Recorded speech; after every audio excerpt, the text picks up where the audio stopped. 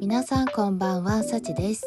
今回はキャンメイクとセリアのオーロラパウダーを使って6月誕生石のパールネイルをやっていきます。質感違いがおしゃれな上品なデザインです。そして本編に入る前にちょっとだけお知らせがあります。私が愛用しているネイルオイルのシーブスさんから今回特別クーポンをもらいました。今開催中の楽天スーパーセールで使える限定クーポンになります。ハケペンタイプは出先でも手軽にさっと塗れて、乾燥が気になる時に爪周りに塗布してなじませることでしっとり保湿されて指先が綺麗に見えます。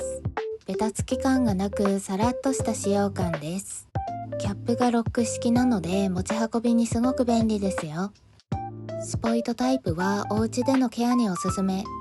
寝る前に爪裏に1滴垂らすだけで簡単にケアができちゃいます。爪裏に垂らすと根元にも流れてくるので、くるくるとマッサージするようになじませてください。私はホワイトリリーの香りが大好きなのでピンクを使ってますが、香り付きが苦手な方のために無香料のホワイトもあります。ホワイトリリーも強い香りではなくほんのりなので、香水が苦手な私でも使いやすいです。クーポンは先着50名様限定になります。概要欄にリンクを載せてますので、ぜひお得にゲットしてください。過去動画を見てもらえるとわかるのですが、私はもともともっと四角い爪の形をしてました。爪の変化を一番感じたアイテムがシーブスのネイルオイルなので、育爪したいって方は本当におすすめです。常にハードナーを塗るなど他のケアも大事ですが、オイルの質も本当に大事です。ネイル映えする爪を目指して一緒にケア頑張りましょうね。それでは本編に入ります。スタート。ベースコートはノイロのリビルドコートを使いました。まずはキャンメイクの N29 番を使います。N29 番を親指、中指、薬指に塗っていきます。6月誕生石だけは実は去年もやっていて、去年はムーンストーンをイメージしたデザインをやったので、今回は真珠の方にしてみました。6月お誕生日の皆様おめでとうございます。ホワイトがメインのデザインは今までやったことがなかったのですが、清楚な雰囲気で爽やかな印象に仕上がりました。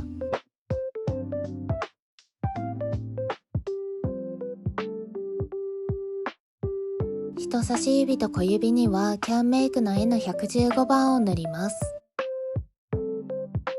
ホワイトだけで仕上げようかと思ったのですが、アクセントにラメ系も欲しかったので、ホワイトと相性抜群な上品なグレージュラメを使いました。ここまで塗れたら5分くらい乾かします。一度塗り目が乾いたらすべて二度塗りしていきます。この後パウダーをこすっていくので、ベターっとはけ筋がつかないように圧を抜きながらふわっと重ねるようにしてください。液がドロッとした状態で塗るとはけ筋が残りやすいので、ドロッとしている場合はポリッシュ用の薄め液を足してサラサラにしてから塗ってくださいね。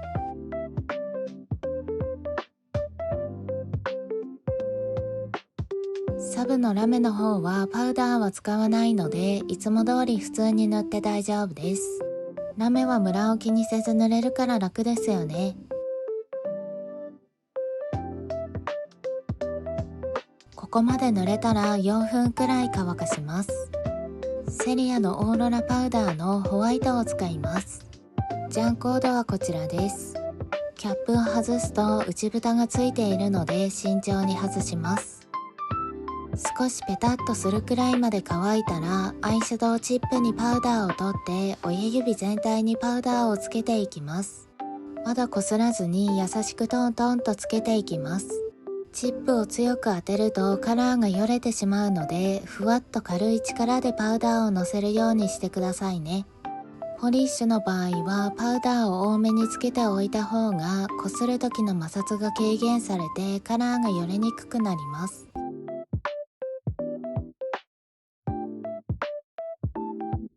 全体にパウダーをつけたら指の腹で優しくこすっていきます。今まではアイシャドウチップを使ってこすっていたのですが、指を使った方が圧の調整がしやすくこすりやすいです。メラミンスポンジを使って余分な粉を払います。中指と薬指も同じようにパウダーをこすっていきます。デザインを考えるときに最初はパウダーを使わずに普通のホワイトパールカラーを使ってみたのですが、普通のパールカラーではパウダーを使った時のうるつや感は出せないので、少し手間ですがパウダーを使うことにしました。パウダーを使うのはだんだんと慣れてきましたが、カラーがよれてしまったりなどまだまだ失敗もあります。それでもポリッシュだけでは出せないうるつや感が本当に綺麗だし、パウダーをこするだけで可愛いネイルが完成するので、慣れてしまえばさっとできちゃうアレンジだと思います。まだセリアのオーロラパウダーしか使ったことがないので、他のパウダーも試してみたいです。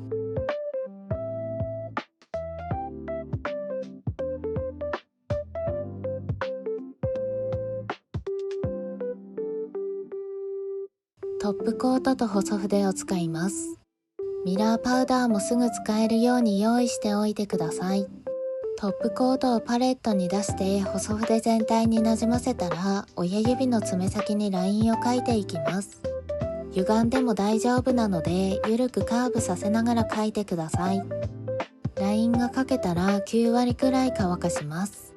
チップにミラーパウダーを取ってライン部分にパウダーを優しくつけていきます。オーロラパウダーの時と同じくまだこすらずにライン全体にパウダーをたっぷりつけてください。私の場合はラインを描いてだいたい2分くらい乾かしてからパウダーをつけてます。ライン全体につけたら同じように指でこすっていきます。パウダーの上にパウダーはつかないので、オーロラパウダーの部分にはミラーパウダーはつかないです。こんな感じ。中指と薬指もラインを描いてミラーパウダーをこすっていきます。ちなみに使用している細筆はダイソーのライン筆になります。使用後の筆は薄め液を含ませたコットンなどで拭き取っておくと何度か繰り返し使えますよ。細筆がない方は爪楊枝の尖った方を使っても大丈夫です。液をたっぷり取って少しずつ置いていくように描くといいですよ。ラインを描くトップコートは何でも大丈夫です。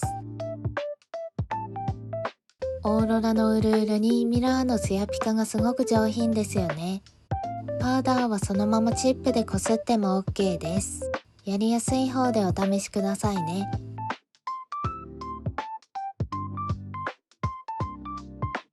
上映層の水性トップコートを使います。パウダーをこすった指全体に重ねていきます。パウダーをこすった後に普通のトップコートを重ねてしまうと、せっかくうるつやに磨いたパウダーがザラザラに変化してしまうので、水性コートを挟むことでザラザラになるのを防止します。ここまで濡れたら5分くらい乾かします。パーツをつけていきます。パールはネイルタウン、スタッツはシーイン購入品です。パールはこちらの小さめのサイズを使います。スタッツは小さめのを3種類使おうと思います。ラインの端に少しだけトップコートを塗ってパールとスタッツを並べてつけます。トップコートの量が多いと塗ったところの跡が残りやすいと感じたので、ラインの上だけに本当に少しだけの方が良さそうです。人差し指と小指の根元にもつけていきます。まずはパールを置いてからパールを挟むようにスタッツもつけます。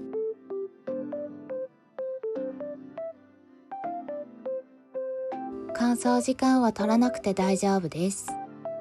トップコートもリビルドコートを使います。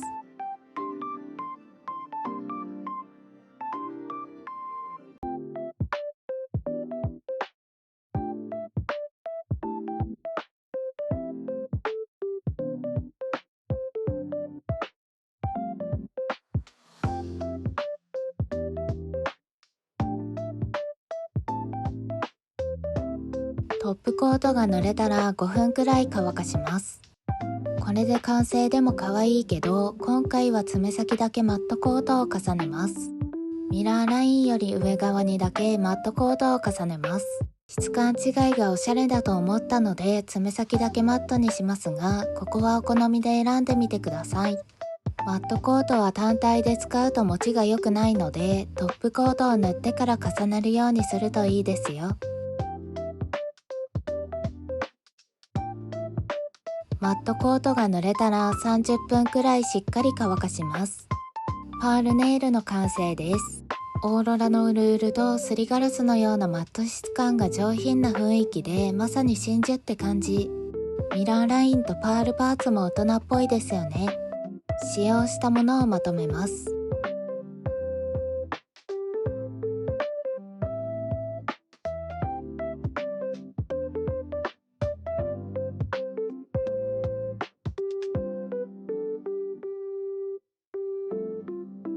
右手は人差し指と中指のデザインを逆にして塗りました。こちらの向きで見るとマットの部分がわかりやすいかと思います。ツヤのままでも可愛いのでお好みで仕上げてみてくださいね。右手は少しパウダーの部分を失敗してしまってちょっと筋っぽくざらついてしまいましたが、セルフネイルだしこのくらいは気にしなくて OK かな。左は綺麗にできたから大満足。皆さんもぜひ真似っこしてみてくださいね。次回は深海をイメージした幻想的なグラデーションネイルをご紹介します。楽しみにお待ちくださいね。またねー。